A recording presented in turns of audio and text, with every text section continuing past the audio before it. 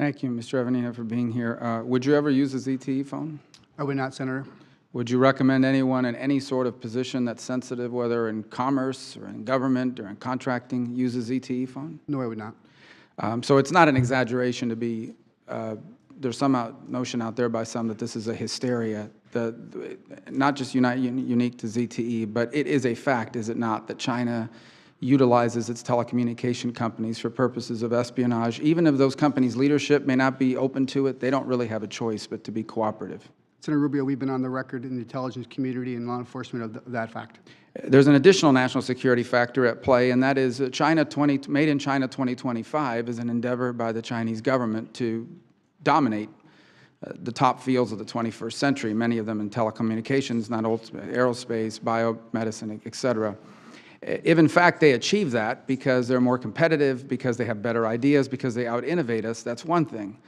But that's not how they're pursuing it. How they are pursuing it, is it not, is they are stealing intellectual property, reverse engineering the transfer of intellectual property. There is a strategic aim on the part of the Chinese government to steal the commercial intellectual property of this country in order to advance themselves into a position of dominance in these key fields. Is that not something that is pretty clear? That is correct, Senator. And that poses a national security threat because our commercial capacity, just like our shipbuilding capacity is important to our military hardware and our aerospace, is our technological capacity in the private sector. If we lose the high ground and another nation is dominant because they cheated their way into that position, does that not pose a direct national security threat to the United States? It does, Senator. And as I mentioned, I believe our economic security is our national security. Now, I want to talk about a separate topic that I don't believe has ever been discussed before, certainly not today. As you know, we live in an environment where false claims, even ones that are totally preposterous, can easily be spread on social media, and often the media, under tremendous pressure to deliver clicks on their website or ratings on their television station through outrage, are quick to jump on it. I raise that because of the concept of something called deep fakes. Are you familiar with that term? I am not, sir. A deep fake is the ability to manipulate sound images or video to make it appear that a certain person did something that they didn't do. These videos, in fact, are increasingly realistic. The quality of these fakes is rapidly increasing due to artificial intelligence. Machine learning algorithms are paired with facial mapping software, make it easy and cheap to insert someone's face into a video and produce a very realistic-looking video of someone saying or doing something they never said or did.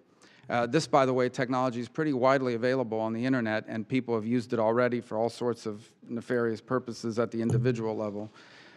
I think you can only imagine what a nation-state could do with that technology, particularly to our politics. If we could imagine for a moment foreign intelligence agency could use deep fakes to produce a fake video of an American politician, using a racial epithet or taking a bribe or anything of that nature. They could use a fake video of a U.S. soldier massacring civilians overseas. They could use a fake video of a U.S. official admitting a secret plan to do some conspiracy theory of some kind. They could use a fake video of a prominent official discussing some sort of impending disaster that could sow panic.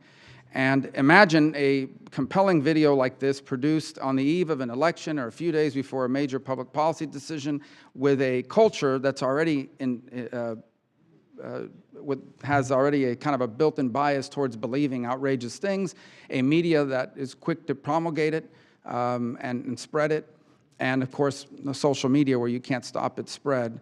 I believe that this is the next wave of attacks against America and Western democracies, is the ability to produce fake videos that can only be determined to be fake after extensive analytical analysis, and by then the election's over and millions of Americans have seen an image that they want to believe anyway because of their preconceived bias against that individual. Is there any, you've never heard of that term, but I ask you, is there any work being done anywhere in the U.S. government to begin to confront the threat that could be posed, or will be posed in my view, by the ability to produce realistic-looking fake video and audio that could be used to cause all sorts of chaos in our country? Thank you, Senator Rubio, for that question. And the answer is yes. The intelligence community and federal law enforcement is actively working to not only understand the complexities and capabilities of our adversaries, but what, from a predictive analysis perspective, we may face going forward, particularly with the election this fall as well as in 2020.